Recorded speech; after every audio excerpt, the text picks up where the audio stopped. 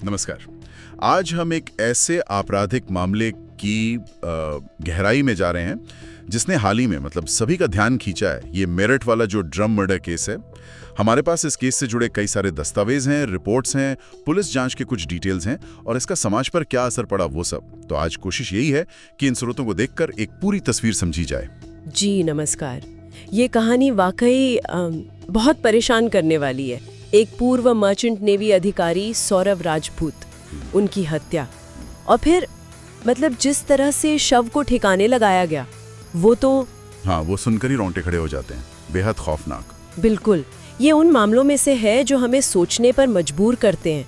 अपराध कितना क्रूर हो सकता है और रिश्तों में क्या क्या हो सकता है।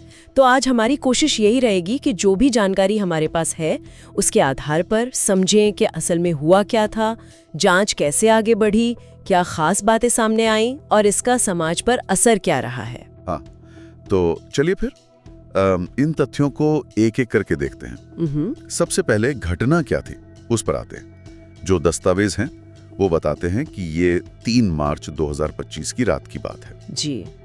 पीड़ित थे 35 साल के सौरव राजपूत, पहले मर्चेंट नेवी में थे। उनकी हत्या कर दी गई। हाँ।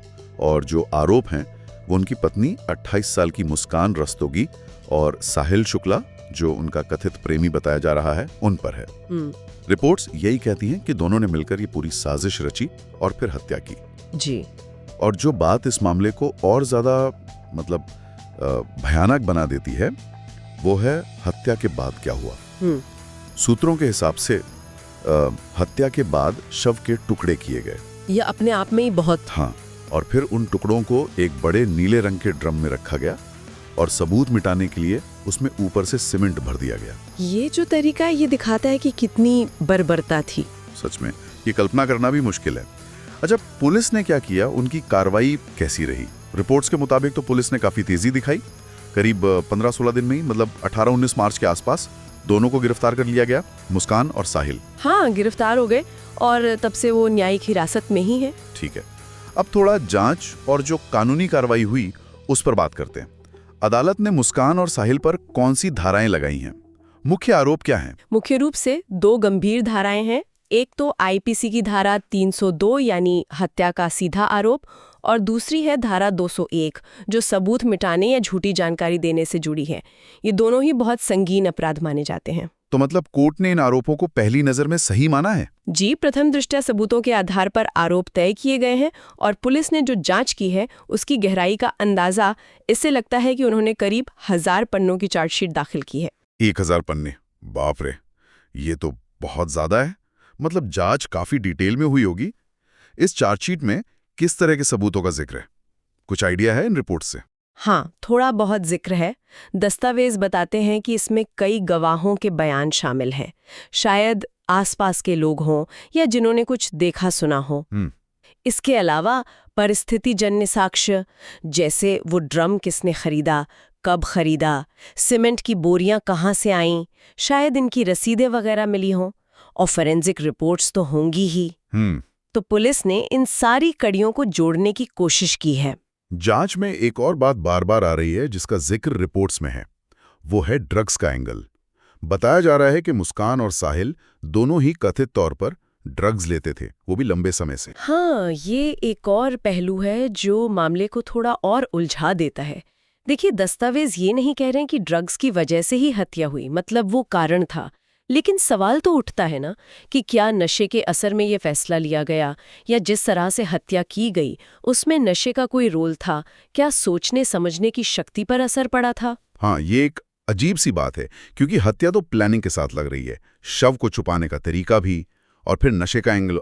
ये थोड़ा विरोधाभासी नहीं लगता? बिल्कुल, ये जांचकर्ताओं के लिए भी एक चुनौती रही होगी कि नशे की भूमिका कितनी थी और कहां तक थी, खासकर अगर अपराध सुनियोजित था। सही कहा। खैर, अब थोड़ा इसके सामाजिक असर पर आते हैं। ऐसी घटना होती है तो जाहिर है समाज में हलचल मच जाती है। मेरठ और आसपास के इलाकों में तो काफी सनसनी फैली होगी, डर का माहौल भी बना होगा। हाँ बिल्कुल, एक पूर्व नौसेना अधिकारी की इतनी निर्मम हत्या और आरोप उसकी पत्नी और प्रेमी पर, ये रिश्तों पर जो भरोसा होता है उसको भी कहीं ना कहीं चोट पहुंचाता है। लोगों में असुरक्षा की भावना तो आती ही है। और सिर्फ डर ही नहीं, बदनामी का डर भी होता है, सोशल स्टिग्मा जिसे कहते हैं। रिपोर्ट्स में यह भी आया है कि मुस्कान के परिवार वाले शायद शहर छोड़ने का सोच रहे हैं, अपना घर बेचने का। जी, ऐसा जिक्र है कि इस घटना के बाद जो नकारात्मकता फैली और जो सामाजिक दबाव बना, उसके चलते परिवार कथित तौर पर मेरठ छोड़कर कहीं और बसने और अपना घर बेचने पर विचार कर रहा है। ये दिखाता है कि अपराध का असर सिर्फ करने वाले पर नहीं पड़ता, उसके पूरे परिवार को झेलना पड़ता है। ये तो बहुत दुखद पहलू है, लेकिन इसी से जुड़ा एक और थोड़ा हैरान करने वाला पहलू भी सामने आया है। रिपोर्ट्स में ये जिक्र है कि मुस्कान रस्तोगी जेल में रहते हुए लॉ पढ़ना चाहती है, कानून की पढ़ाई। हाँ, ये बात वाकई ध्यान खींचती है। उसने ऐसी इच्छा जाहिर की है कि वो कानून की किताबें पढ़ना चाहती है ताकि अदालत में अपना केस खुद लड़ सके। अपना केस खुद लड़ सके, मतलब इतने गंभीर आरोपों के बीच जेल से? जी, ये अपने आप में एक क्या कहें असाधारण बात है। इसके पीछे क्या वजह है ये कहना मुश्किल है। क्या ये जीने की इच्छा है या कोई और रणनीति, या फिर शायद उसे लगता है कि वो खुद ही अपना पक्ष बेहतर रख पाएगी। ये वाकई सोचने वाली बात है। ये दोनों चीजें, परिवार का शहर छोड़ना और उसका खुद कानून पढ़ना, दिखाती हैं कि एक अपराध कैसे अलग अलग जिंदगियों पर असर डालता है। अच्छा, अब थोड़ा इस मामले के विश्लेषण पर आते हैं। ये जो स्रोत हैं, ये बार बार इसे खौफनाक या भयानक क्यों कह रहे हैं? क्या सिर्फ इसलिए कि ये हत्या है? नहीं, सिर्फ हत्या की वजह से नहीं, हालांकि वो अपने आप में काफी है। इसे खौफनाक कहने की वजह शायद इसकी परतों में छिपी हैं।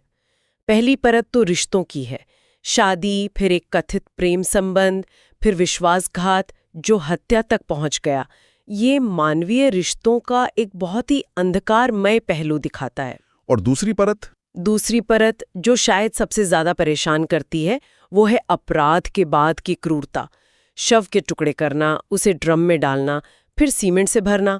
ये सिर्फ सबूत मिटाने जैसा नहीं लगता, ये एक चरम किस्म की नृशंसता है।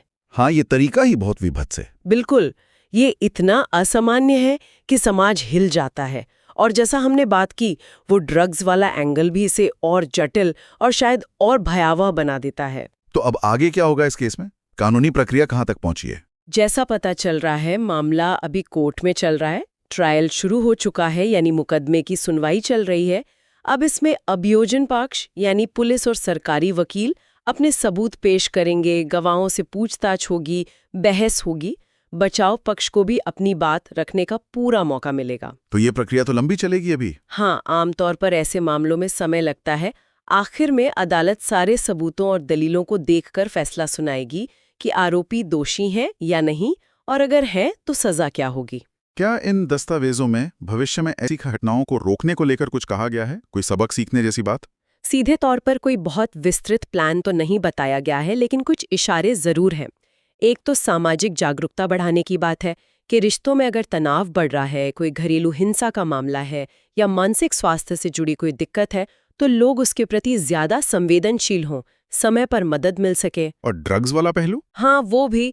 नशीली दवाओं का जो बढ़ता चलन है और उसके जो बुरे असर होते हैं, उस पर काबू पाना भी एक बड़ी चुनौती है।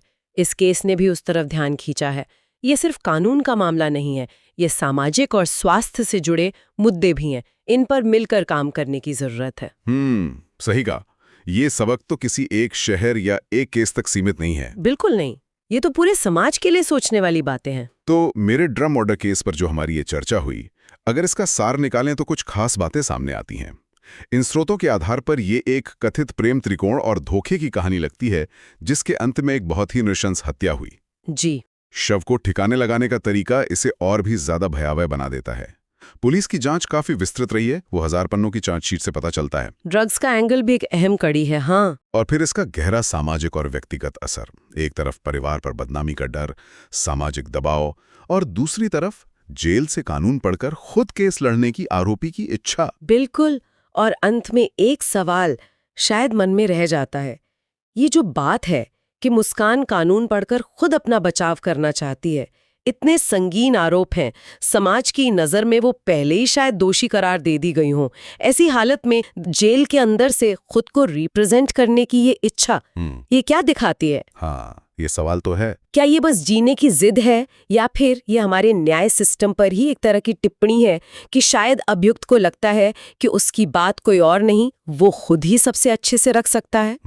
इसका कोई सीधा जवाब नहीं है शायद, और यही इस मामले की जटिलता है जो हमें सोचने पर मजबूर करती है।